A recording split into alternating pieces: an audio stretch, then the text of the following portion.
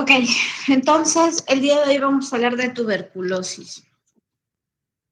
¿Ya? La tuberculosis es una enfermedad infecciosa que va a tener una alta incidencia y prevalencia en nuestro país. Se contagia vía aérea. El agente responsable va a ser el Mycobacterium tuberculosis, ¿ya? Entonces, ¿qué es lo que sabemos de esta enfermedad? Esta enfermedad tiene muchos años con nosotros. Inclusive se han hallado huellas de esta enfermedad en momias egipcias e incaicas, como caries vertebral, abscesos del psoas, esto relacionado al proceso de tuberculosis osteovertebral. Lo mencionan el Código Hammurabi como una enfermedad crónica. Hipócrates da el término de tisis. Anteriormente los neumólogos éramos considerados como tisiólogos. Suele predominar en aquellas poblaciones donde hay bastante hacinamiento, sobre todo en poblaciones de escasos recursos, en asentamientos humanos. Generalmente puede darse cuando empeoran las condiciones de vida y esto favorece el paso de una infección a enfermedad, ¿no? De repente, la mayoría tenemos tuberculosis latente, pero quizás por un periodo de inmunosupresión, ya sea transitoria o permanente, de repente una enfermedad inmunológica que requiera corticoterapia, una neoplasia, VIH, qué sé yo, podemos pasar de un estado de infectados a ser enfermos por tuberculosis, ¿no? Bueno, Robert Koch fue la persona que aisló al bacilo mediante el hallazgo en cultivo de métodos especiales, ¿no? Y es por eso, pues, que se da el nombre. Cuando ustedes eh, piden la baciloscopía, le llama el resultado de BK, y eso es el bacilo de Koch en honor a esta persona, ¿no? Tenemos también lo que es Calmette-Guerin, que tiene que ver el nombre con la vacuna del BCG, ¿no? Del bacilo de Calmette-Guerin. Básicamente es una forma, la vacuna BCG lo que hace, ojo para que lo sepan, es que protege contra formas severas, se podría decir, de enfermedad por tuberculosis en niños pequeños, ¿ya? Los niños pequeños, como no tienen sus defensas bien desarrolladas, pueden hacerme tuberculosis meningia, tuberculosis intestinal, de columna. Entonces, sobre todo las formas meningias. Es por eso que en nuestro país ya desde hace muchísimos años se viene haciendo la vacunación con la vacuna de la BCG. Entonces, de tal manera que eso protege las formas severas de la enfermedad a edades tempranas, mas no significa que nos proteja el desarrollo de tuberculosis. Ojo. Entonces, la tuberculosis en sí es una infección que tiene bastantes décadas. Actualmente es uno de los objetivos internacionales de ponerle fin a la tuberculosis. Eran uno de los objetivos planteados para el 2030, si no me equivoco. No creo que lleguemos a tiempo, ¿ya? Pero tiene una incidencia y prevalencia mundial bastante alta también, ¿no? En nuestro país, por ejemplo, suele estar presente sobre todo en Lima, la gran cantidad de población que maneja Lima, y en áreas como la selva, ¿ya? En Lima y Callao tiene bastante incidencia, así como también en la selva. La incidencia aproximada anual es de 38.000 casos aproximadamente. Ya va entre los 28 y los 30.000 casos. No hay muchos reportes después del 2019 debido a que todos nuestros esfuerzos han ido orientando a lo que es la tuberculosis pulmonar, ¿no? Pero manejamos tasas altas no solo de tuberculosis pulmonar en general, sino también dentro de lo que es las formas resistentes, ¿ya? Inclusive esta va a tener una tasa de mortalidad y tasa de letalidad bastante elevadas. Ahora, dentro de la población más afectada es la población generalmente joven, adultos también. Estamos hablando de personas entre los 20 a los 50 años de edad. De ahí el gran impacto que tiene esta enfermedad como una enfermedad de salud pública, puesto que afecta mucho el desarrollo también de la población, ya que estamos hablando de la gente joven que debería ser económicamente activa, debería generar trabajo, generar mayor economía y estabilidad en el país, ¿no? Pero como un montón de esta población se ve enferma por este tema, entonces tiene un gran impacto en la salud pública, ¿ya? La forma de presentación más frecuente es la forma pulmonar. El 80% de los casos aproximadamente van a ser tuberculosis pulmonar, de los cuales un 77% de los casos suelen tener baciloscopía positiva y de ellos hasta un 40% van a tener alta carga bacilar. Cuando hacen el reporte de los resultados de BK en esputo, van a encontrar entre 2 a 3 cruces. El otro menor porcentaje va a ser tuberculosis extrapulmonar, siendo la principal forma, la más frecuente, la tuberculosis extrapulmonar, la tuberculosis pleural, y le sigue la tuberculosis ganglionar y meningia, ¿ya?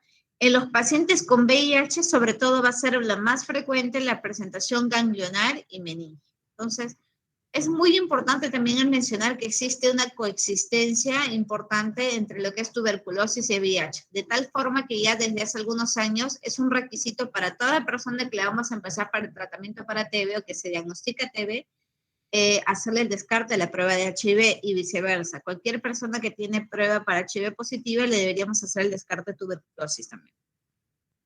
Entonces, esta va a ser una enfermedad infecciosa y transmisible. El agente causal es Mycobacterium tuberculosis, que forma parte del complejo Mycobacterium, ¿ya? Tuberculosis. Este es un bacilo delgado, curvo, que mide entre 1 a 4 micras. Se va a caracterizar porque este bacilo tiene una estructura un poco compleja. En su pared celular va a estar compuesta por lípidos, en su mayoría, sobre todo el ácido micólico. Este es el que le va a conferir la propiedad de ácido alcohol resistencia, que resiste la tinción y por eso es que se pone, se pinta de color rojo la tinción de Ziehl-Neelsen, ¿no? Este bacilo es un bacilo aerobio, de ahí que tiene predisposición por las zonas donde haya mayor concentración de oxígeno. Es por esto que nosotros lo vamos a encontrar sobre todo los focos, los exudados,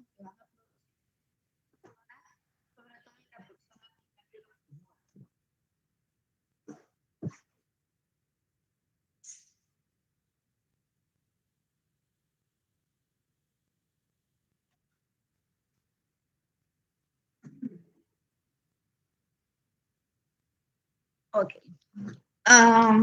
Otra propiedad es que también requiere, obviamente, una concentración apropiada de oxígeno para que tenga las condiciones propicias para su desarrollo y multiplicación. Estamos hablando donde tiene una concentración aproximada de oxígeno en sangre arterial de 100 a 140 y un pH también que no sea tan ácido, un pH que esté entre 130 y 140. Este microorganismo suele tener una multiplicación lenta, puede tardar en replicarse entre 14 a 24 horas. Sin embargo, si la condición no es favorable, si no está en un ambiente muy oxigenado o quizás está en un pH ácido, puede entrar en un estado latente, tener una replicación muchísimo más lenta y pasar desapercibido por muchos años. El reservorio suele ser el hombre sano infectado. Los más peligrosos van a ser los casos no diagnosticados y los casos resistentes, ¿no? ¿Por qué? Porque las personas que están enfermas por tuberculosis y no han sido diagnosticadas van a tener muchísimo tiempo para estar contagiando al resto. Y peor aún si es que son resistentes, ¿no? Entonces, la vía de transmisión principal va a ser la vía aerógena. Esto es a partir de las partículas de Wells. Nosotros cuando respiramos, tosemos, hablamos, estornudamos, eliminamos algunos microorganismos, eliminamos gotas, ¿no? Estas gotas son las gotas de Fluker que van a ser un poquito más grandes. Dentro de ellas se encuentran las partículas de Wells, que son partículas de entre 1 a 5 micras. Dentro de estas van a estar el Mycobacterium para tuberculosis. Entonces, cada vez que una persona con tuberculosis tose, estornuda, conversa, va a eliminar partículas. Todos eliminamos partículas. La diferencia es que las personas con tuberculosis, en estas partículas vamos a hallar bacilos. Y la persona que está cerca, en un radio menor a 1.5 metros, que tiene un contacto frecuente con esta persona con tuberculosis, va a inhalar estas partículas y como son pequeñitas, van a poder atravesar la vía aérea, llegar a los alvéolos y provocar la infección, que eventualmente, dependiendo de la inmunidad de la persona, puede tornarse en una enfermedad, ¿ya? Otras vías descritas de transmisión, aunque menos frecuentes, la vía oral genital, la vía cutánea mucosa y la vía transplacentaria.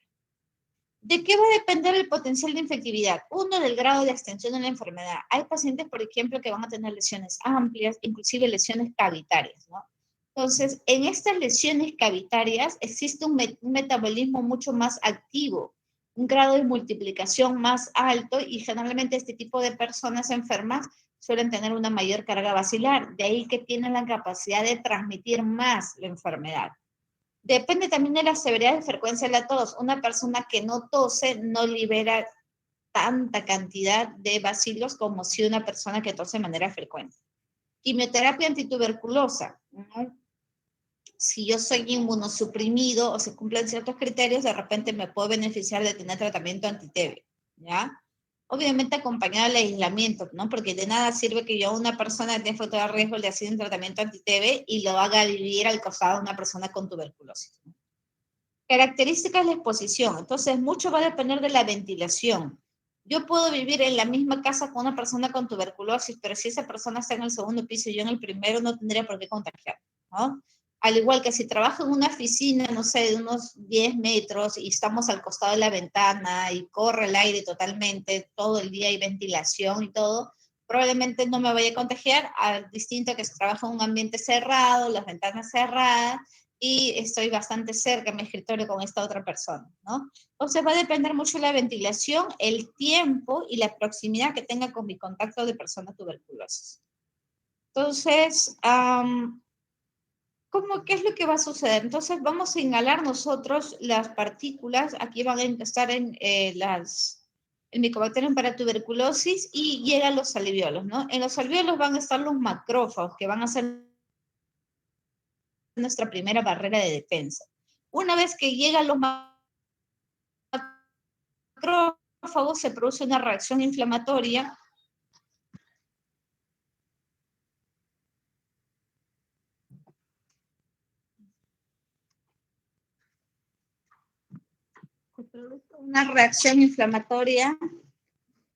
y la función es tratar de destruir al bacilo de tuberculosis, ¿no? Entonces, surge una serie de células inflamatorias que van a tratar de interactuar, se va a tratar de formar como una especie de granuloma y lo que se busca es la destrucción de la partícula.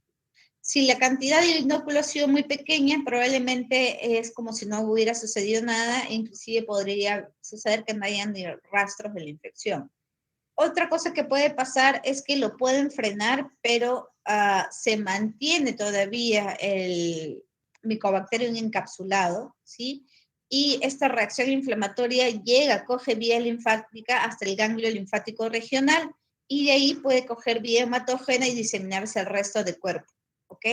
Entonces, una vez que se distribuye, también se pueden formar como lesiones granulomatosas o focos de necrosis gaseosas periféricos que pueden quedar, por ejemplo, alguno de ellos puede quedar a nivel pleural y eventualmente producirse una activación y desencadenar una tuberculosis pleural, ¿no? Entonces, mucho tiene que ver con la respuesta inflamatoria. Entonces, ¿qué es lo que puede suceder? Una vez que el bacilo ingresa, puede ser neutralizado y destruido por el macrófago.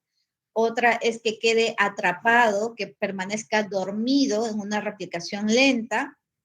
Y se quede infectado el paciente con una tuberculosis latente, y la otra es que sobrepasa nuestras barreras inmunitarias, se replique ampliamente y la persona haga la enfermedad por tuberculosis, ¿ya?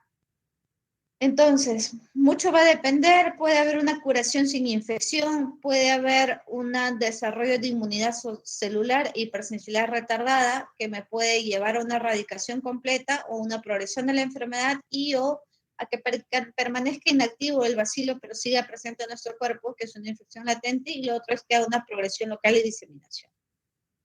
¿Qué factores tienen que ver en el paso de que la persona pase de estar infectada a enferma? Factores dependientes del bacilo, una virulencia variable del propio bacilo, el tipo de cepa también.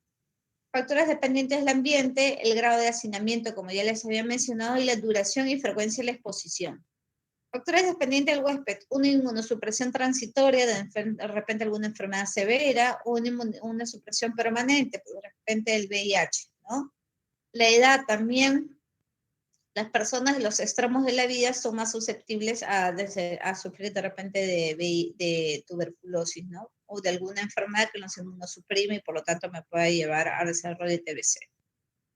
En el lactante puede haber una primoinfección y esta eventualmente producirse una diseminación hematógena y hacer la forma de la enfermedad. Y en el adolescente o el adulto joven es mucho más frecuente la progresión a la enfermedad, ¿ya? Entonces, ¿qué tipo de formas de tuberculosis hay? Tenemos primoinfección, diseminaciones linfohematógenas que quedan como sembradas, y la tuberculosis de tipo adulto. En la tuberculosis de tipo adulto tenemos las postprimarias, las reinfecciones exógenas y las endógenas. Entonces, Reinfección exógena es que puede que el individuo haya sido infectado, pero que no haga la enfermedad, sino que pasados 2, 3 años o más ingrese un nuevo bacilo al cuerpo y este se multiplique y me puede hacer la enfermedad por tuberculosis. Y una reactivación endógena, generalmente hablamos de una tuberculosis latente que ha pasado a ser una enfermedad de repente por un proceso de inmunosupresión, ¿ya? Entonces, ¿qué formas tenemos nosotros, qué mecanismos para poder diagnosticar la tuberculosis latente? Entonces, la tuberculosis latente es el estado de estar infectado por tuberculosis, no enfermo. Son personas en las que ha ingresado el bacilo para tuberculosis, que nuestro cuerpo ha llegado a frenar a este microorganismo, pero que no estamos enfermas, no tenemos síntomas de tuberculosis, no tenemos una radiografía normal de tuberculosis, lo contagiamos y por ende no debemos recibir tratamiento. Lo que sí es que somos, entre comillas, portadores, ¿no? Ahora, pero no contagiamos, ¿ya? Entonces, ¿qué pruebas manejamos para el diagnóstico de TB latente? Tenemos la prueba de tuberculina, conocida como el PPD, y tenemos también las pruebas de IGRAS, que son las pruebas de liberación de interferón gamma. La prueba de la tuberculina, PPD, me mide una hipersensibilidad frente a la proteína del bacilo y suele ser positiva luego de la infección por tuberculosis entre 2 a 12 semanas después de haberse adquirido la infección por tuberculosis, ¿ya? Las limitaciones es que esta puede verse alterado por el hecho de que la persona esté vacunada por BCG o por infección también por otras micobacterias. Esto me puede dar un falso positivo. ¿Qué es lo que yo mido? Mido la induración palpable. Entonces, ustedes tienen al paciente y miden en el sentido transversal, ¿sí? Tal y como se está haciendo acá. La parte más elevada de la lesión. O sea, si existe un eritema circundante, pero no está elevado la piel, entonces no me interesa. A mí me importa la parte más elevada. Cuando mide más de 10 milímetros se considera positiva, ¿ya? No importa si mide 20, si tiene 30, no significa que se va a morir, no que, ay, estoy más grave, no tiene nada que ver. Lo que importa es que mayor a 10 se considera positivo, punto final, ¿ya? En los pacientes con inmunosupresión como VIH, desnutridos o con corticoterapia, ya se considera positivo cuando tienen un valor mayor a 5 milímetros. Entonces, esto, por ejemplo, ha sido extraído de archivos de neumología, ¿no? En otras poblaciones donde no hay tanta casuística de tuberculosis pulmonar, es bastante útil el PPD para el diagnóstico de tuberculosis, mientras que países como el nuestro no es tanta utilidad porque la mayoría vamos a estar infectados, pero no necesariamente vamos a hacer la enfermedad, ¿no? Entonces, por ejemplo, son indicaciones, contacto de personas con tuberculosis, sobre todo en nuestro medio sí es útil para la tuberculosis pediátrica, ¿ya? Entonces, es uno de los criterios para la tuberculosis pediátrica. Si nosotros sabemos que tenemos un adulto en casa con tuberculosis, es necesario que a los pequeños les hagamos la prueba del PPD. Personas que tienen con sospecha clínica de padecer la enfermedad, ese es en otros países, como le digo, a nosotros no, ¿ya? Entonces, esa es la población a la que se le suele indicar y algunas causas de falso negativo, por ejemplo, infecciones por VIH, sarampión, vacunación con virus vivos, insuficiencia renal crónica, desnutrición grave, quimioterapia. Esto me puede dar un falso positivo para el PPD o prueba de tuberculina. Sin embargo, tenemos otras pruebas, que son las pruebas de liberación de interferón gamma. Tenemos dos formas, tenemos el cuantiferón TB Gold de ELISA y otra variante que es una variante del ISPOT, ¿ya? Esto lo que hace es que me mide la cantidad de interferón gamma que se libera por los linfocitos T de memoria frente a cuando ha habido una exposición a los antígenos micobacterianos en tuberculosis. Mide los antígenos, utiliza los antígenos para medir esta liberación, el SAT, CFP y TB. Ahora, ¿en qué se diferencia? Me ofrece una ventaja adicional ya que me permite, no se ve alterado el resultado en un paciente por vacuna BCG o por micobacterias no tuberculosas, ¿no? Me evita estos falsos positivos, por así decirlo, de este tipo de la vacuna y la infección por micobacterias, ¿ya? Se considera positivo cuando tiene un valor mayor a 0.35. Ahora, limitaciones es que es un poco más cara y requiere un proceso un poco más complejo para la elaboración, el desarrollo de este tipo de examen. Por lo tanto, la sensibilidad y especificidad es casi similar con el PPD. Por eso es que en países como el nuestro se sigue usando lo que es el PPD, salvo que yo tenga alguna duda, me parezca un falso positivo, un falso negativo, recién le pido el test de IGRA. De lo contrario, me conformo con el PPD, ¿ya? Entonces, puede ser un falso negativo en un inmunosuprimido, entonces le pido prueba de interferón gamma, o puede salir un falso positivo, de repente un vacunado con BCG, y no me parece que debería ser positivo, le pido prueba de interferón gamma, ¿ya? Pero en sí, la verdad es que nos quedamos con el PPD, y ya les mencioné el por qué. Entonces, esa es la comparación entre la enfermedad de tuberculosis y entre la tuberculosis latente, ¿no?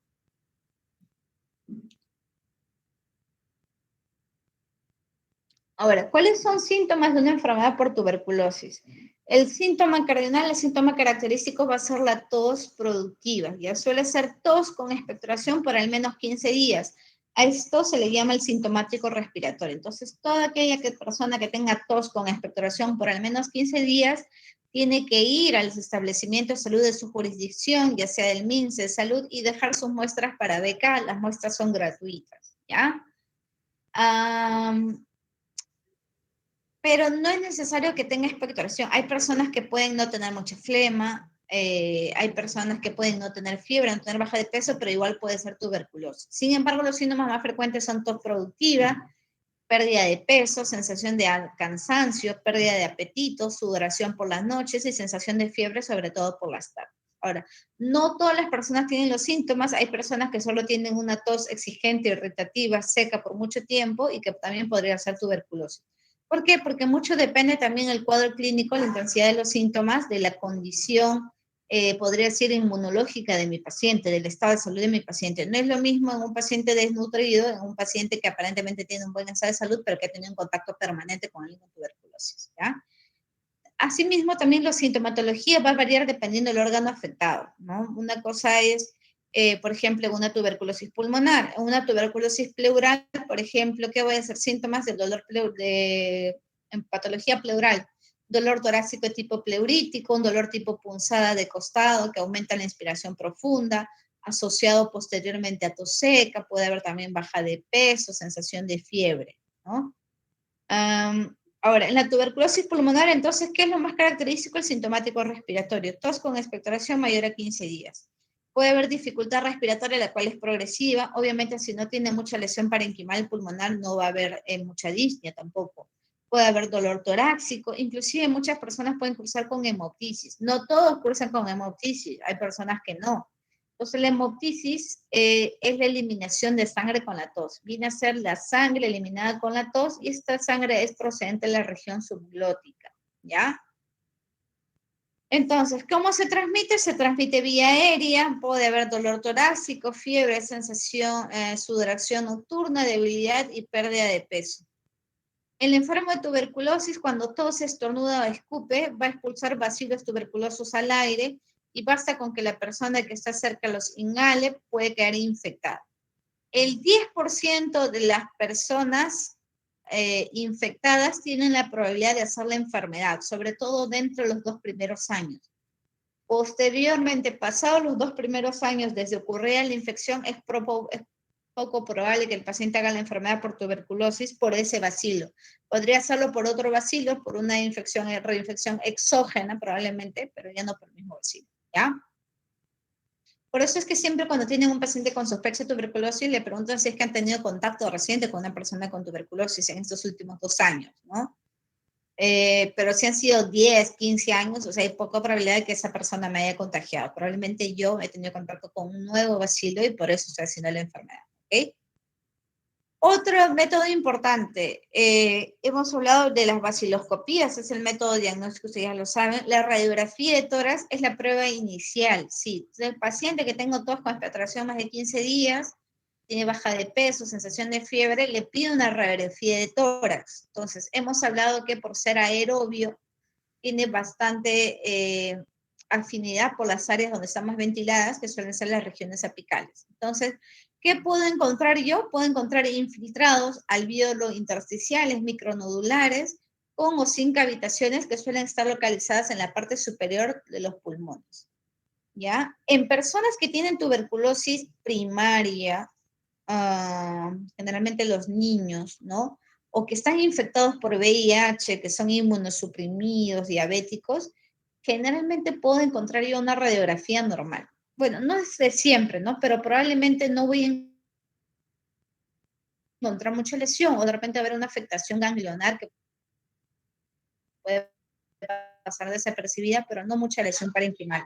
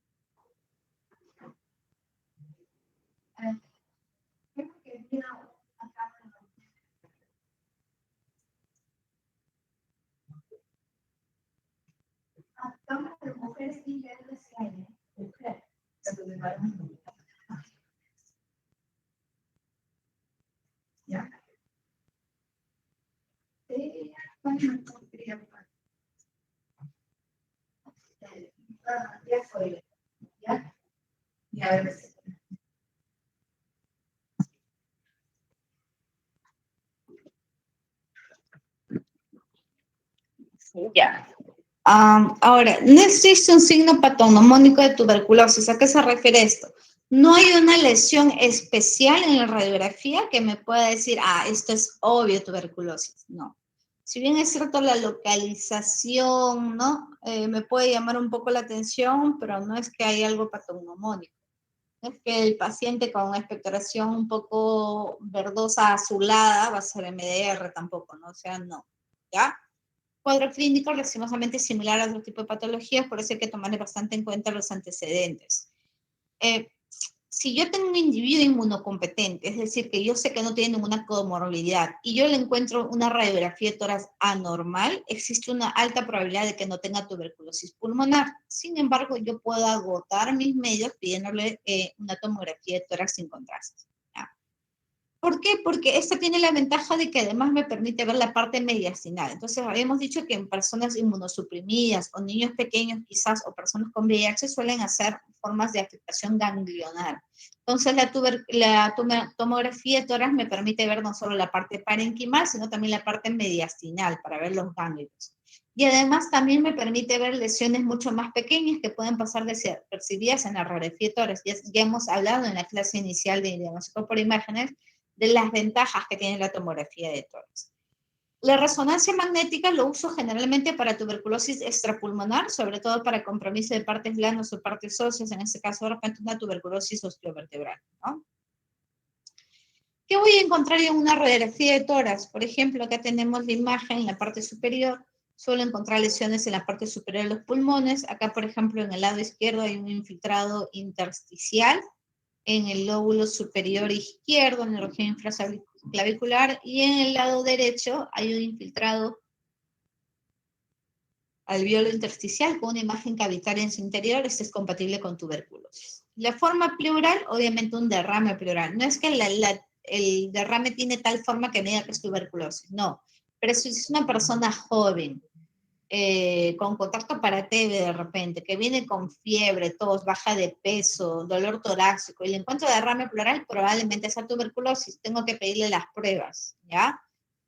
Pruebas diagnósticas. Pero en la radiografía, obviamente, ¿cómo se ve el derrame pleural? Se ve como una radiopacidad homogénea basal, como este lado, que tiene una concavidad hacia arriba, ¿no? El signo del menisco, la curvatura de Damasó, ¿sí? Este es un derrame pleural.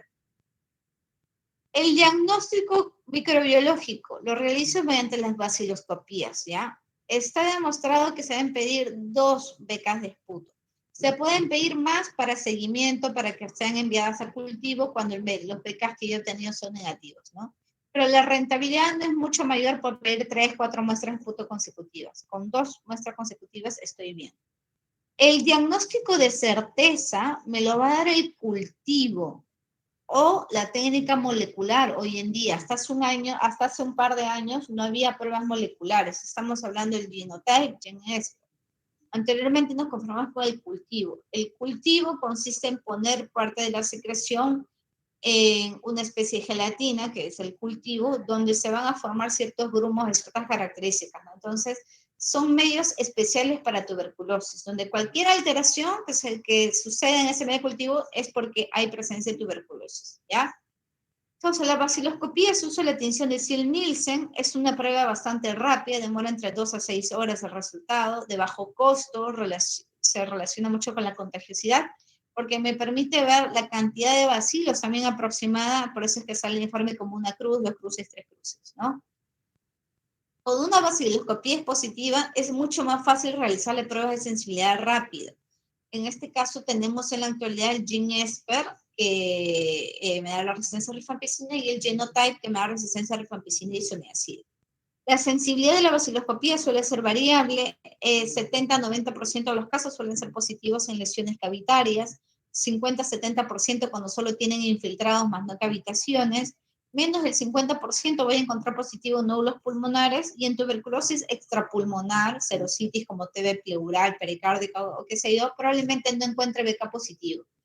¿Por qué? Porque generalmente los líquidos que hay son en muy poca cantidad y suelen ser cristalinos, ¿no? Suelen ser asépticos. Para que yo encuentre un bacilo positivo en una secreción por una tuberculosis extrapulmonar, ya sea pericárdico o líquido pleural, generalmente tiene que ser un líquido que ha estado por bastante tiempo, ¿ya? Que haya bastante inflamación y que inclusive es algo purulento para yo encontrar beta positivo. De lo contrario, es poco probable. Por eso es que para la TB extrapulmonar yo me baso de otros test, como por ejemplo el test de ADA o adenosín deaminasa. ¿Cómo se informan los resultados de baciloscopía? Se informan de esta manera. Por ejemplo, negativo es cuando al microscopio yo he encontrado que no se observan bacilos ácido alcohol resistentes en 100 campos. Es paucibacilar cuando yo encuentro entre 1 a 9 bacilos ácido alcohol resistentes en 100 campos. Una cruz cuando encuentro un bar en 100 campos, menos de un bar en 100 campos observados, o 10 a 99 bacilos en 100 campos. 2 cruces, 1 a 10 bar en 50 campos, y positivo 3 cruces es cuando hay al menos 10 bacilos en solo 20 campos observados, ¿ya? Entonces, no es que me dice, está más grave, no, solo que tiene una mayor cantidad de bacilos y por lo tanto contagia más. Entonces, por ejemplo, hay personas, como lo decía ahora en el seminario, que pueden tener una lesión pequeña y ser MDR, como hay personas que tienen lesiones pulmonares groseras y son tuberculosis sensible. ¿Ok? Ahora, ¿qué muestras de cultivos? Los cultivos que tenemos para procesar, para corroborar el diagnóstico de tuberculosis, tenemos en medio líquido y en medio sólido. El cultivo en medio sólido tenemos los medios Lowenstein-Jensen, en medio Ogawa y el agar. En medio líquido tenemos el cultivo Midget y el cultivo MOTS, que también me permite dar la susceptibilidad a drogas, ¿sí? Las diferencias es que el cultivo líquido demora entre 2 a 4 semanas en darnos el resultado, y el cultivo sólido demora entre 4 a 8 semanas. ¿En qué caso nosotros debemos solicitar cultivo? Pacientes que tienen diagnóstico de sintomático respiratorio, pero que son BK negativo, pero que igual yo sospecho porque tienen clínica y radiografía normal, les tengo que mandar un cultivo de BK. Pacientes que tienen muestra paucibacilar informada del resultado, lo mando a cultivo. Pacientes que tienen sospecha de tuberculosis extrapulmonar, puedo mandar restos de tejidos, biopsias y fluidos, los puedo enviar a cultivo también. También me sirve no solo para el diagnóstico y confirmación de la enfermedad, sino también para el control de tratamiento, para ver la efectividad. Entonces, pacientes que están recibiendo esquemas de primera línea, que son fármacos de primera línea, hablamos de rifampicina, isoniazida, etambutol, piracinamida, que ya pasaron más de 2 meses de tratamiento y siguen saliendo positivos, lo ideal es que los controles mensuales no solo lo haga con beca directo, sino también con cultivo. Pacientes que tienen tuberculosis multiresistente o extremadamente resistente, los controles mensuales se hacen tanto con beca directo como el beca cultivo, ¿ya? Pruebas de sensibilidad indirecta, por ejemplo, también se pueden hacer a través de muestras pulmonares o extrapulmonares. En lo que se refiere a las técnicas moleculares, tenemos hoy en día el GeneXpert y el Genotype. El GeneXpert es una prueba molecular rápida, me permite identificar el gen de Mycobacterium en tuberculosis, ¿ya? Y además me da la ventaja de que me da la resistencia a rifampicina. ¿Qué ventaja tiene adicional sobre otras pruebas? Que esta yo la puedo hacer en un resultado de K negativo, igual le puedo solicitar GeneXpert, porque me detecta esta parte, la parte molecular, ¿ya? y el resultado generalmente demora entre 2 a 6 horas. Por fines administrativos, y quizás se está haciendo en otra institución y no en la nuestra, es probable que pueda demorar hasta 3 días, pero en sí el resultado es bastante rápido.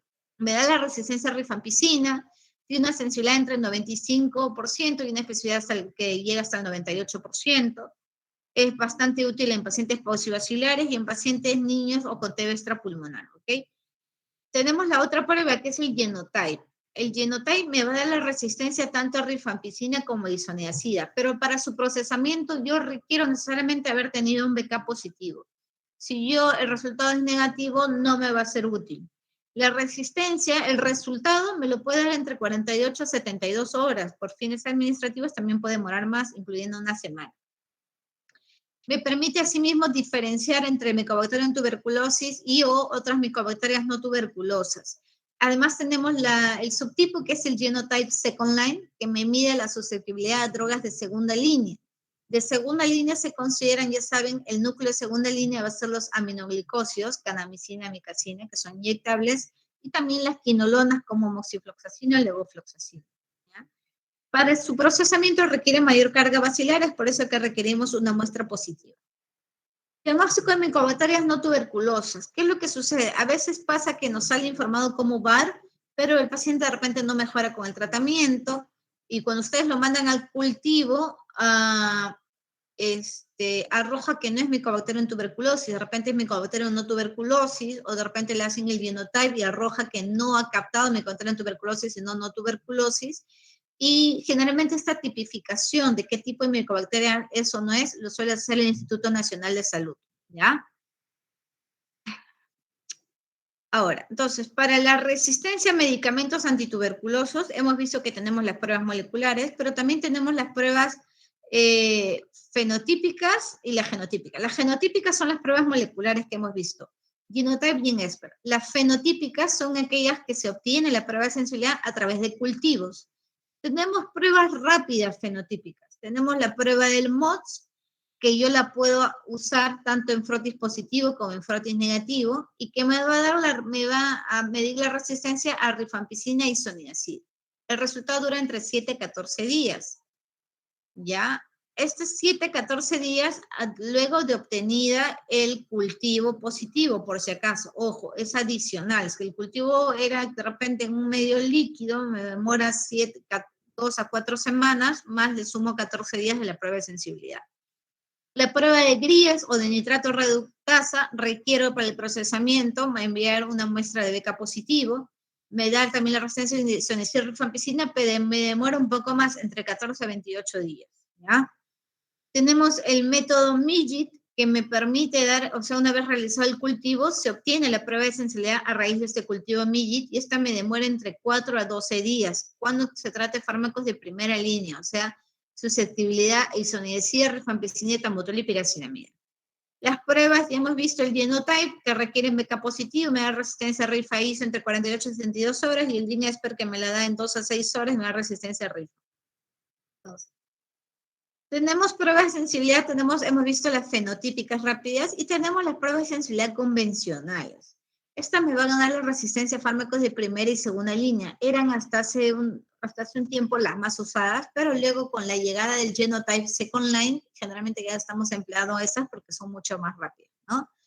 Vemos las pruebas de sensibilidad convencionales, tenemos a través del método de proporciones de agar en placas, que nos da fármacos de primera y segunda línea. Esto requiere yo haber obtenido un cultivo positivo que les mencioné, cuando es en medio sólido, demora entre 6 a 8 semanas, ¿sí?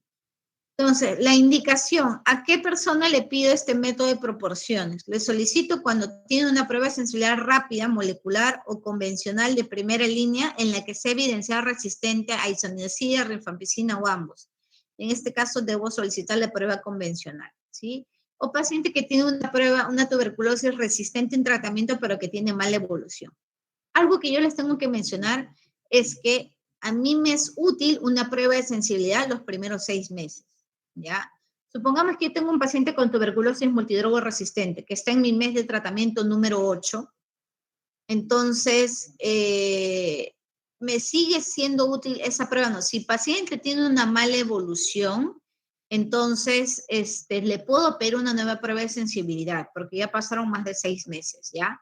¿O qué es lo que sucede? Pasa a veces que el paciente le han dado tratamiento para TB sensible, el centro de salud nunca verificó su prueba de resistencia y una vez que ya terminó el tratamiento, pasan un par de meses, el paciente sigue igual, recogen el resultado y el resultado de más de 6 meses había sido MDR. Si yo le inicio un tratamiento con una prueba de sensibilidad de más de 6 meses, se llamaría también tratamiento estandarizado, ¿ya? Porque ya no me es útil en todo caso, ¿no? Entonces, recuerden que la validez de las pruebas es solamente 6 meses, ¿ya? Ahora, el método de proporciones en sí, no, discúlpame, sería un tratamiento empírico, no sería estandarizado, ¿ya? Pero como ya no me es útil, ya no puedo llamarlo individualizado. Ahora, tenemos un método de proporciones, que es un método indirecto, Lowenstein-Jensen, que sobre todo es para las pruebas de primera línea. Esto es más para que lo conozcan. Actualmente, como les digo, estamos usando la prueba de Genotype Second Line. Si no es posible la confirmación del BK, ¿puede valer el juicio clínico? Sí. Si yo tengo clínica compatible, contacto epidemiológico, lesiones sugerentes, sobre todo en la parte superior de los pulmones, yo puedo decidir iniciar el tratamiento antituberculoso, ¿ya? Ahora, la conducta terapéutica va a depender de lo que me informe el paciente, la sintomatología clínica, los hallazgos radiológicos y también las pruebas laboratoriales. Se debe cumplir para decidir iniciar tratamiento uno más criterios. Uno, obviamente que si el BK es positivo, le inicio tratamiento. Dos, que si yo tengo una prueba molecular, si el BK es negativo, pero tengo un GeneSper que me dice que es positivo, le empiezo tratamiento para TB. Si es TB extrapulmonar, pero el resultado me sale biopsia con granulomas, tejido granulomatoso, con células gigantes multinucleadas, hallazgo sugerente de necrosis gaseosa, qué sé yo, le puedo iniciar tratamiento también, ¿ya? Y 4, si hay cuadro clínico y radiología compatibles, pero el BK negativo, le puedo empezar tratamiento. Entonces, la forma clínica de tuberculosis, no solo tenemos la tuberculosis pulmonar, que es la que ya hemos hablado, sino también tenemos la tuberculosis pleural, por ejemplo, ¿no? La tuberculosis pleural, obviamente el tipo de presentación va a ser como el de un derrame pleural, viene un dolor pleurítico, ¿sí? Un dolor tipo punzada en el costado que me aumenta la inspiración profunda, que mejora cuando me acuesto en decúbito lateral del lado de la lesión. Suele estar asociado a tos seca, que suele aparecer después del dolor torácico. Disnea progresiva va a depender de la magnitud del derrame y también es la sensación de fiebre y baja de peso, ¿no?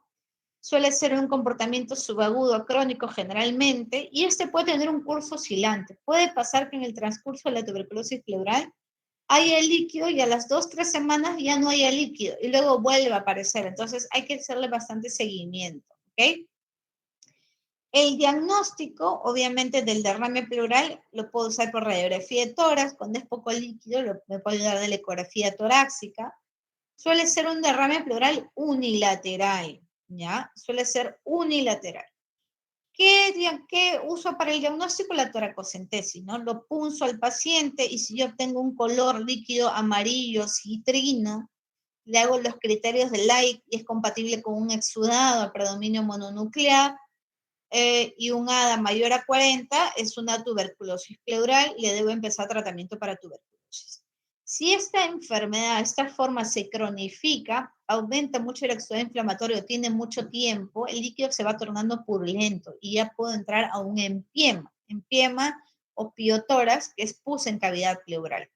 Aquí sí es probable que yo encuentre un BK positivo, ¿ya? Entonces, inclusive este empiema se puede fistulizar hacia lo que es la pared torácica, buscar un orificio de salida y producirse lo que es el famoso empiema necesitatis, ¿no? Que es la eliminación de dicha pus por la misma pared torácica, ¿ya? Se crea como un canal. Entonces, esta es la tuberculosis pleural, es un derrame pleural, no una radiopacidad homogénea con obturación del ángulo costofrénico costodiafragmático, con concavidad hacia arriba, la curvatura de Damesson, y dependiendo del volumen puede producirme desplazamiento mediastinal. En este caso me está desplazando un poco del mediastino al lado contralateral, obviamente, ¿no? Si fuera radiopacidad homogénea con pinzamiento de arcos costales y tracción mediastinal, yo pensaría en una telectasia, esa es la diferencia, ¿ok? Otra forma de presentación va a ser la tuberculosis de ganglios ciliares y mediastinos, ¿no? Generalmente esto suele ocurrir en niños pequeños, ¿ya? En ellos la afectación del hilio es más frecuente. La afectación endobronquial también puede suceder. Esta la podemos identificar cuando nosotros hacemos una broncofibroscopía.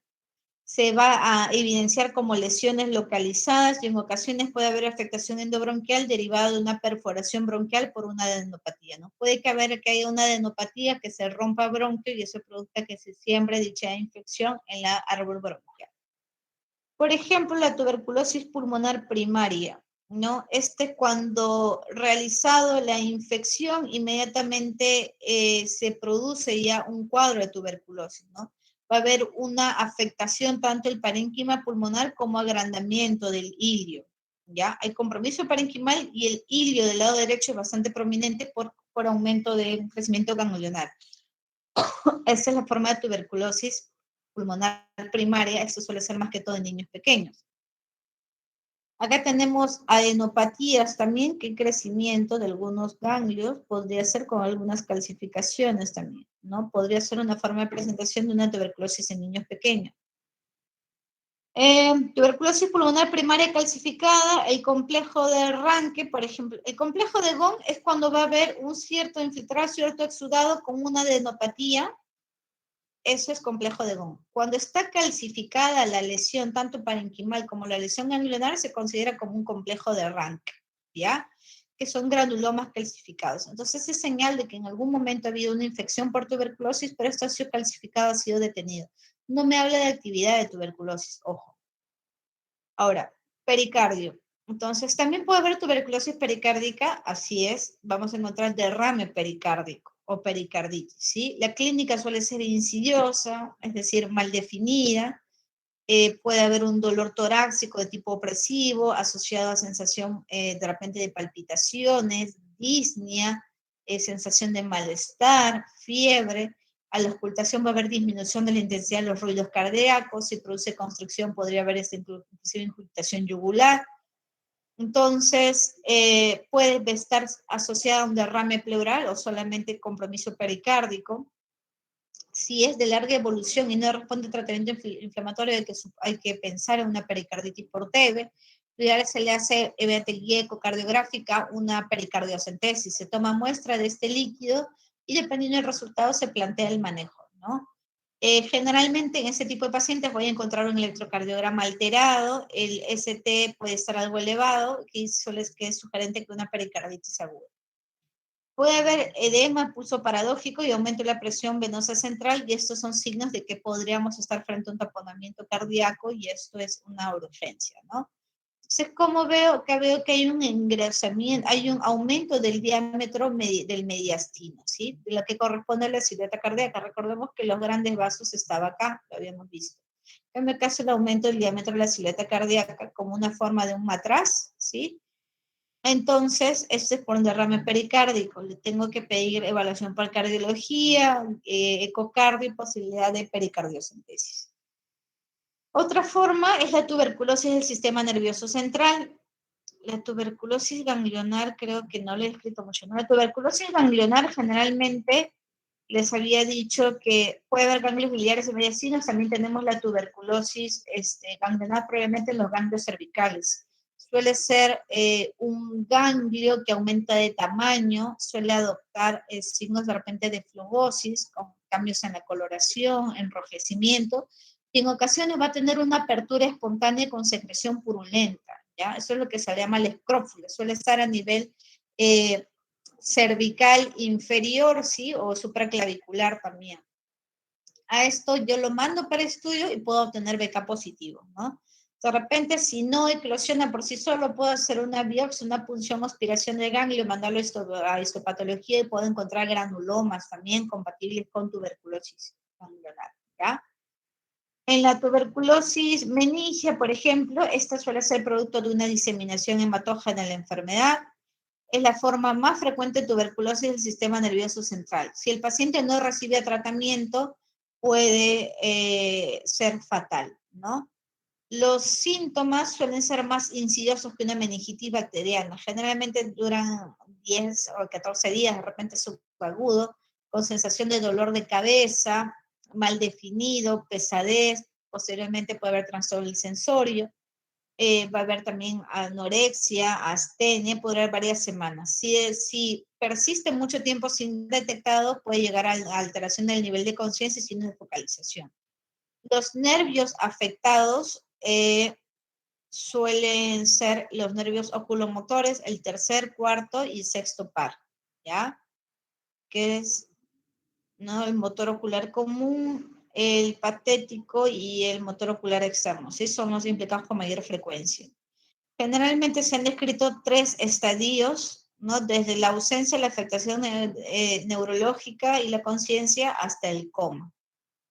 En algunos casos también se puede encontrar, nos puede ser útil la identificación de tuberculosis, de tuberculomas, abscesos cerebrales o hidrocefalia, ¿no? Entonces, esos son algunos de los tipos de lesiones que se pueden producir a nivel del sistema nervioso central. Pues generalmente a estos pacientes se les pide una tomografía y dependiendo de los hallazgos se le puede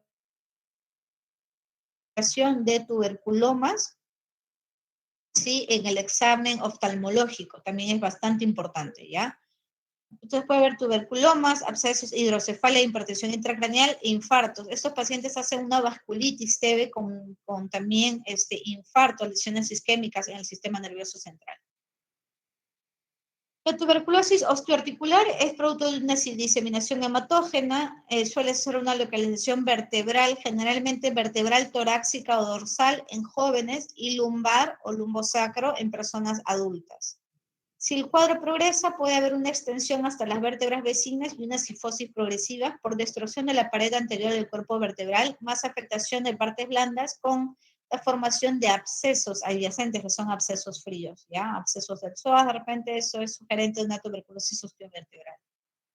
Menor frecuencia puede llegar a afectar a los huesos largos, a la metáfisis y puede llegar a la zona articular y producir una artritis tuberculosa con el síndrome de Ponce. También tenemos la tuberculosis urinaria, también suele ser producida vía hematógena, va a cursar con síntomas inespecíficos, ¿no? Puede afectar la parte del riñón, uréter y vejiga. Los síntomas característicos de este tipo de patología va a ser poliacuria, disuria y hematuria, ¿no?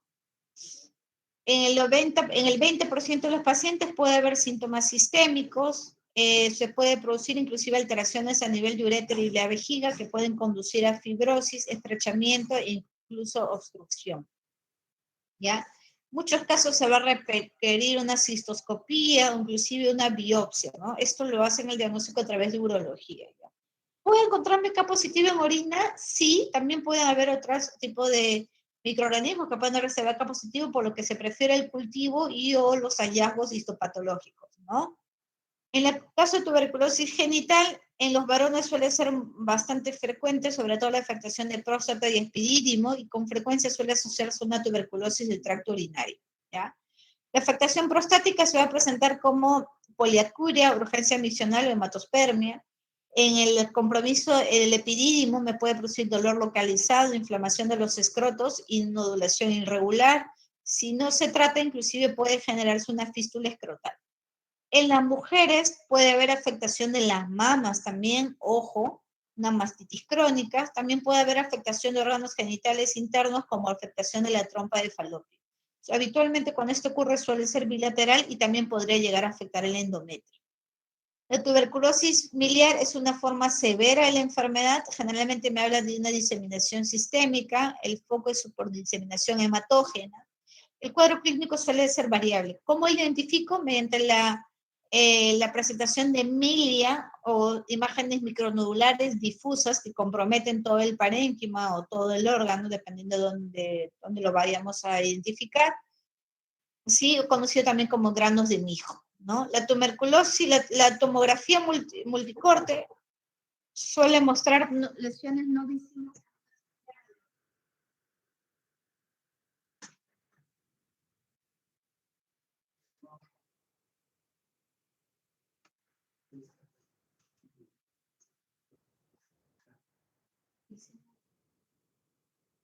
No.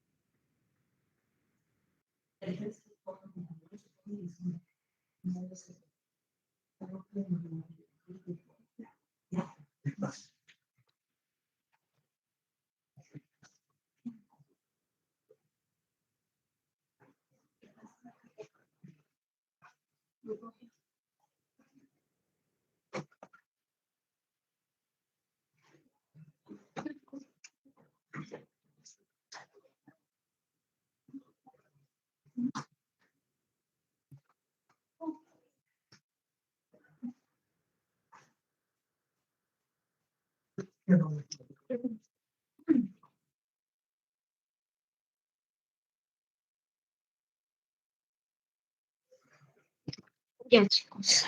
Entonces, se requiere, puede tener una forma de presentación grave, especialmente en el SIDA, ¿no? Entonces, por la afectación generalmente multisistémica y sobre todo la alta sospecha de compromiso, incluyendo meningio, se debe dar un tratamiento rápido cuando se diagnostica la tuberculosis miliar. Entonces, ¿cómo lo ven? Requiere un ojo sugerente, de repente un ojo algo experto, se ven como pequeñas imágenes micronodulares que comprometen de ápice a base, difusas, no tienen ninguna predisposición por alguna región, sino que son difusas. Esa es la TB miliar. Tenemos también la tuberculosis laringea. La tuberculosis laringea suele ser la más bacilífera, se presenta en menos de 1% de pacientes con tuberculosis, pero por lo mismo que está en la laringe, cuerdas vocales, entonces contagia más ese tipo de pacientes, ¿ya? Suele ser por extensión local. El signo más frecuente es el disfonía, que la persona, ¿no? Cambios en la voz. Puede cursar además con sensación de disfagia, tos, estridor, de repente si hay un granuloma que esté produciéndome obstrucción y hemoptisis. Puede producir asimismo úlceras, nódulos, inclusive hay que hacer un diagnóstico diferencial con neoplasias. Obviamente, de haber estos cambios, se requiere que venga el otorrino, le haga de repente una laringoscopía y si él decide, puede tomarle la biopsia, ¿ya? Es altamente contagiosa la tuberculosis laringea. Otra forma de presentación es la tuberculosis cutánea, que suele ser manifestación de enfermedad sistémica por contigüidad. Las manifestaciones van a depender del estado inmunológico del paciente. Puede presentarse como lupus vulgaris en pacientes inmunosuprimidos y generar lesiones crónicas, una tuberculosis de aspecto verrucoso y las tuberculides también en individuos inmunocompetentes. TB gastrointestinal puede comprometer la tuberculosis cualquier parte del tracto digestivo desde la boca hasta el ano, ¿no? El compromiso más frecuente suele ser a nivel de la válvula iliocecal. La tuberculosis en esta zona suele ser más frecuente, ¿ya? ¿Qué puedo encontrar yo? En la endoscopía suelo encontrar imágenes ulceradas en este segmento. Debe hacerse un diagnóstico diferencial con carcinoma, se debe hacer toma de muestras de biopsia. También podría encontrar lesiones verrucosas o fístulas. Puede llegar a afectar a mi páncreas, vías biliares e hígado. Es frecuente en este tipo de personas también la hepatitis granulomatosa. Son pacientes que van a llegar con valores de transaminasa de repente altos y esto es producto de que hay una inflamación hepática por tuberculosis. Si le hago biopsia, probablemente encuentre granulomas tuberculosos. Viene la parte del tratamiento. Entonces, para el tratamiento nosotros tenemos que tener claro algunos conceptos. Hemos mencionado que es un bacilo aerobio estricto, que requiere un pH de entre 7.3 a 7.4, que requiere una cierta concentración de oxígeno de entre 100 a 140 y que tiene una replicación lenta de entre 12 a 24 horas, ¿ya? Existen diferentes poblaciones de bacilos. La actividad metabólica de esas poblaciones y el tipo de replicación va a ser diferente. Suelen ser sensibles al efecto bactericida cuando están por dividirse. Entonces, la actividad metabólica y la velocidad de replicación varía dependiendo de la concentración de oxígeno.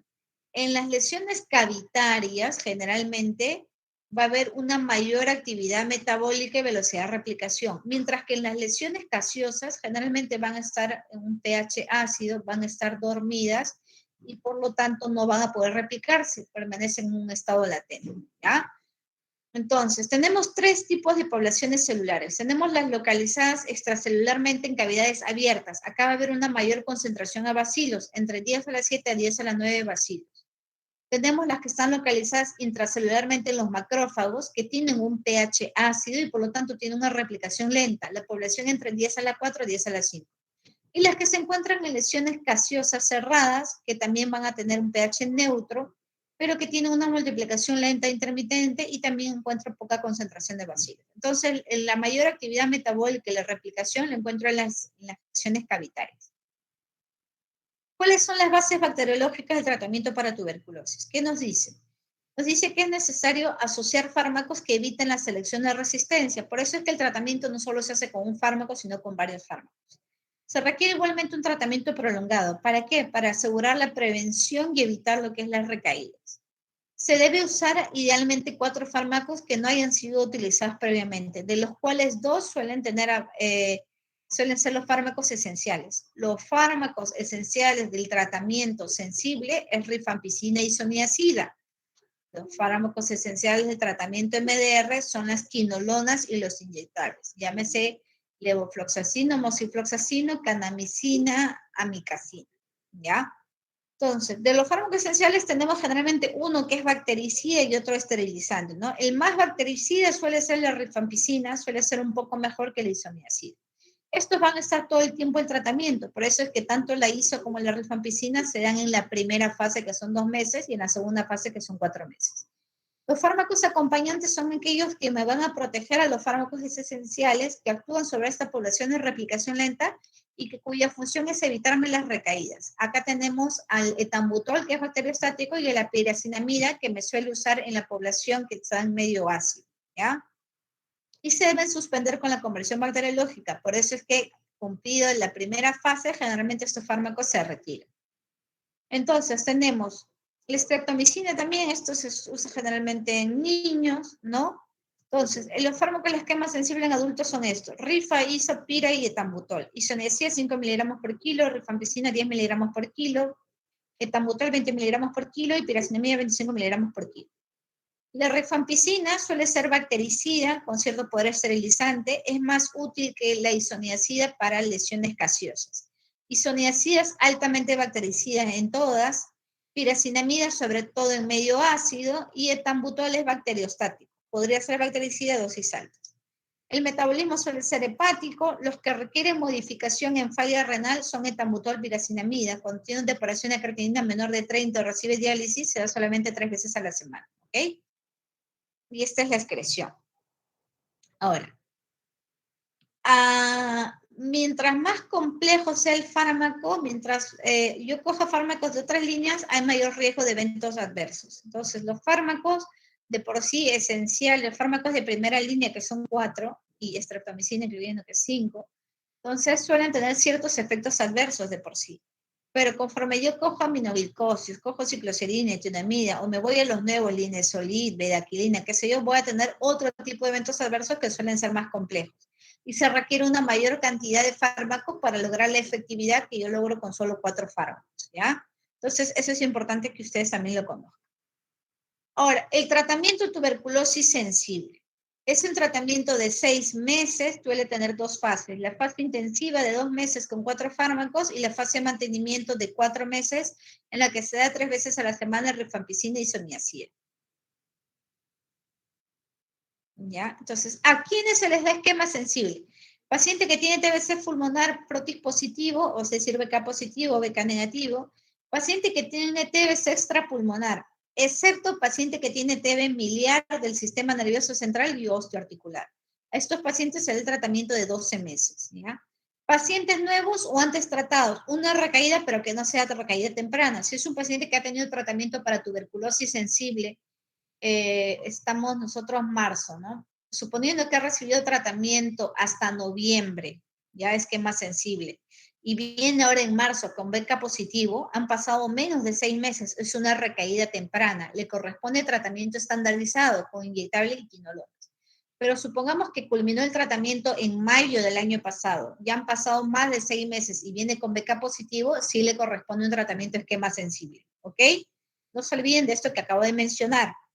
También esas recaídas y abandonos recuperados. Abandonos recuperados son aquellos pacientes que de repente recibieron tratamiento más de un mes, pero por A o B motivos lo abandonaron. Entonces, yo le puedo captar nuevamente al paciente y volverle a empezar tratamiento para tuberculosis. La primera fase suele durar 50 dosis y la segunda fase es de 54 dosis. Entonces, las dosis son estas: 5, 10, 20, 25 en este orden para que se lo aprendan, porque algunas veces algunos doctores preguntan las dosis. Y en la segunda fase lo que me va a aumentar es la dosis de isoniazida, sube a 10 miligramos por kilo. Ahora, supongamos que mi paciente es VIH y la segunda fase es diaria, se mantiene la dosis de 5 miligramos por kilo, ¿ya? Pero si es 3 veces por semana, que es la fase del esquema sensible habitual de 6 meses, sí le corresponde subir la dosis de 5 a 10 miligramos por kilo, ¿ok? Siendo un número máximo de tomas por día de 900 miligramos y rifampicina siempre 600 miligramos. ¿Qué pasa cuando el paciente tiene una TBC del sistema nervioso central o osteovertebral? El tratamiento le voy a dar por 12 meses. La primera fase son 2 meses y la segunda fase son 10 meses. ¿Ya? La primera fase 4 fármacos, la segunda fase solo isoniazida rifampicina, pero esta suele ser diario. ¿Ya? Suele ser diario, ya no es 3 veces por semana. Igualmente también se beneficia el paciente de corticoterapia. Pacientes con TB miliar, pericarditis, meningitis, le puedo dar prednisona de 1,5 miligramos por kilo por día por un tiempo de entre 2 a 4 semanas. Ojo con esto, ¿ya? 1,5 miligramos por kilo por día por entre 2 a 4 semanas le tengo que dar. Entonces, si yo tengo un paciente que viene con tuberculosis pulmonar y además le encuentro un estudio líquido cefalorraquídeo con predominio de células mononucleares, con un ADA en 9, 10, entonces es positivo para TB meningia. Entonces le doy el tratamiento de 12 meses. Si es una tuberculosis que yo encuentro lesiones al nivel de las vértebras lumbosacras con absceso del psoas y qué sé yo, compatible con TB vertebral, le doy el tratamiento 12 meses. Ojo. ¿Qué pasa si es VIH? Si el paciente tiene infección por VIH, le voy a dar tratamiento de 9 meses. Primera fase, 2 meses diario, los 4 fármacos, y la segunda fase por 7 meses, también diario, 9 meses. Excepto en sistema nervioso central y osteoarticular. ¿Por qué? Porque estos pacientes recibirían el tratamiento de 12 meses, ¿ya? Entonces, supongamos yo tengo un paciente que le inicio tratamiento esquema sensible, pero me viene el resultado de prueba VIH positivo, le amplío, ¿no? La segunda fase pasa a ser diaria y pasa a ser 7 meses, ¿ok? Eso es algo que nosotros debemos ver. Ahora, acá, hoy día no vamos a ver lo de TB resistente, pero es importante que sepan. Entonces, a todos los pacientes se les pide un control de BK directo mensual, ¿ya? Y para el cambio de segunda fase, cuando ya cumplí los 2 meses, le pido una radiografía de todos control, una radiografía de tórax. A todo paciente se le hace BK directo mensual y se le pesa mensualmente. Criterios de mejoría clínica con el tratamiento para tuberculosis, que haya disminución de las molestias, que el paciente suba de peso y que obviamente mejore la lesión radiológica y que el BK me salga negativo. ¿Ok? Entonces, si yo veo que la lesión empeora, ¿no? ¿Puedo decidir prolongarla la primera fase? Sí, pero hemos dicho que más de 2 meses positivo y habría que pedirle cultivo. Cuando el paciente está en un tratamiento esquema sensible y tiene 4 meses de tratamiento o más y me sigue saliendo positivo, se considera un fracaso esquema sensible. Ese es un paciente que yo debo considerar pasarlo a un tratamiento para tuberculosis multidrogo resistente, ¿ya? Es fracaso. En el caso de un paciente que recibe tratamiento resistente para tuberculosis multidrogo resistente, se considera fracaso cuando ha cumplido 6 meses de tratamiento y sigue saliendo positivo. ¿Ok? Entonces, por favor, tomen eso en cuenta. El manejo quirúrgico también está considerada la cirugía como un manejo adyuvante, sobre todo cuando tiene un perfil de resistencia de TBMDR, XDR o hay lesiones que son extirpables. Generalmente son lesiones que son localizadas. Si el paciente tiene un compromiso bilateral amplio, probablemente no se le opere porque no va a haber mucho beneficio. Además, es un pulmón inflamado actualmente y puede producirse adherencias y complicaciones postoperatorias. Pero si, por ejemplo, yo tengo un paciente que ya ha fracasado tratamiento para TB, que tiene lesiones cavitarias persistentes, que posiblemente son el foco responsable de persistencia, y estas lesiones son bien localizadas, yo puedo plantear la cirugía y retiro de esa parte del pulmón, ¿ok? Pero va a depender mucho de la condición clínica del paciente, cómo está su estatus funcional, estado nutricional, la extensión de las lesiones para yo poder plantear una cirugía. Contiene riesgo de fracaso como cirugía de rescate y también obviamente en secuelas de tuberculosis que pueden ser lesiones amplias. La tuberculosis y la diabetes mellitus. Yo no voy a mejorar de la tuberculosis si no controlo bien mi diabetes. ¿Por qué? La diabetes me produce alteración de la inmunidad celular, ¿no? Entonces me puede conllevar también a un riesgo de resistencia. Entonces, si mi paciente es un paciente mal controlado de diabetes, no va a mejorar la tuberculosis. necesariamente requiero que mi paciente sea evaluado por un endocrinólogo y probablemente se le inicie insulina hasta que controle lo que es la enfermedad.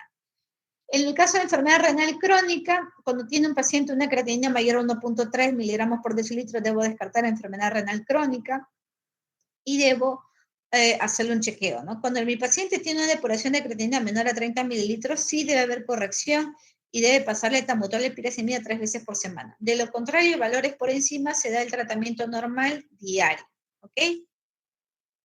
Reacciones adversas a fármacos antituberculosos tenemos las denominadas RAFAs por sus iniciales. Entonces, cada fármaco puede producir cierto tipo de lesión.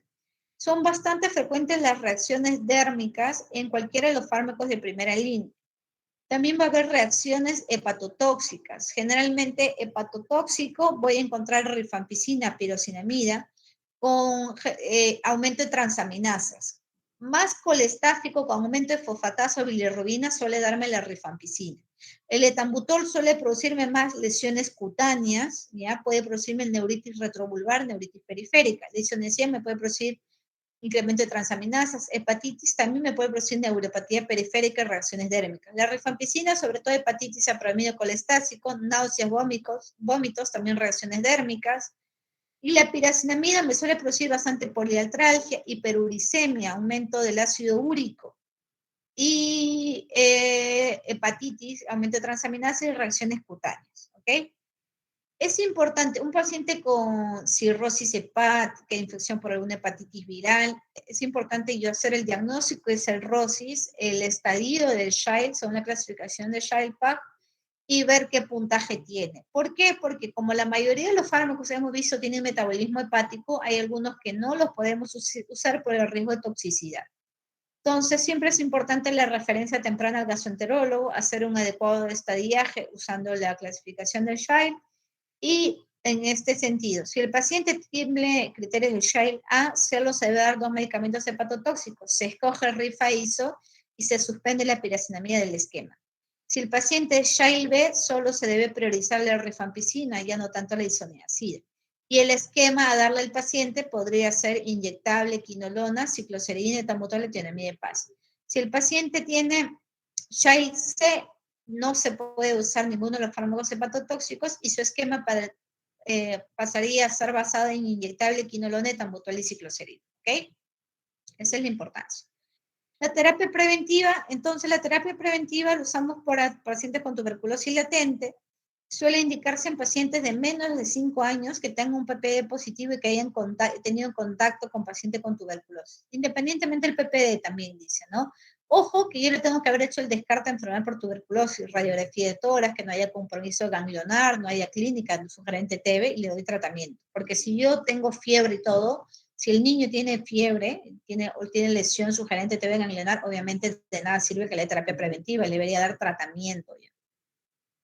Pacientes de entre 5 a 19 años, pero que tienen PPD mayor o igual a 10 y que sean contactos de caso de índice, se le debe dar tratamiento. Diagnóstico de infección por VIH, también le debo dar terapia preventiva con isoniazida. ¿Ya? Pacientes conversores recientes, trabajadores de salud o personal que atiende a población privada de libertad. Y, por ejemplo, a la mayoría de nosotros creo que nos hacen en la universidad el PPD, ¿no? Si yo he tenido PPD de 5 y al ingresar a mis prácticas hospitalarias a los 6, 7 meses me hacen un PPD y tengo un PPD 12, significa que he convertido recientemente de ser un PPD negativo a un PPD positivo. Entonces, tengo riesgo de que en los 2 primeros años podrá hacer enfermedad por tuberculosis. Entonces, se me debe ofrecer ante ese riesgo terapia preventiva con isoniazida por 6 meses, ¿ya? Eso obviamente va a depender de la persona. Ahora, habiendo mencionado que el 10% de las personas infectadas recientemente tienen riesgo de hacer enfermedad en los 2 años siguientes, ¿no?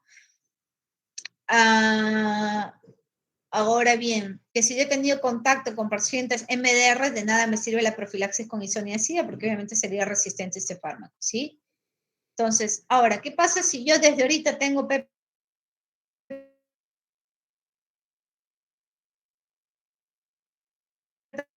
positivo, que dar terapia preventiva con isoniazida, ¿ok?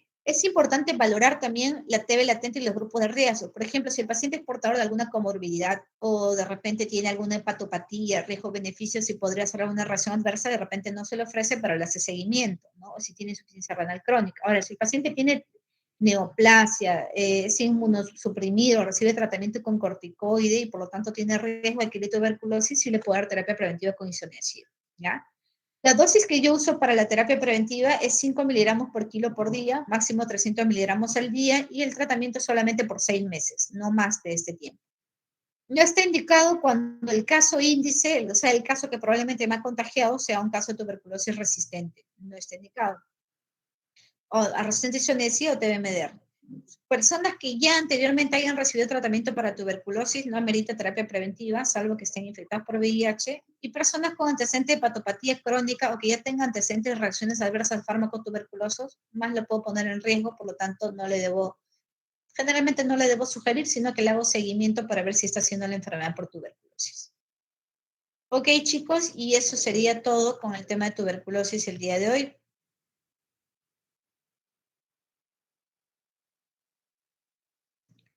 ¿Todo quedó claro?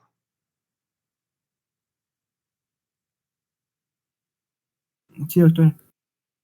Ya, chicos, la próxima clase vamos a hacer algunos ejercicios de tuberculosis y con eso creo que vamos a quedar más claros y aparte vamos a ver el tratamiento de MDR y XDR. ¿Ya? Les agradezco mucho, chicos, por su presentación. Ya les vamos a estar haciendo llegar las clases a través de Iván. Que Gracias, tengan un buen doctora. día.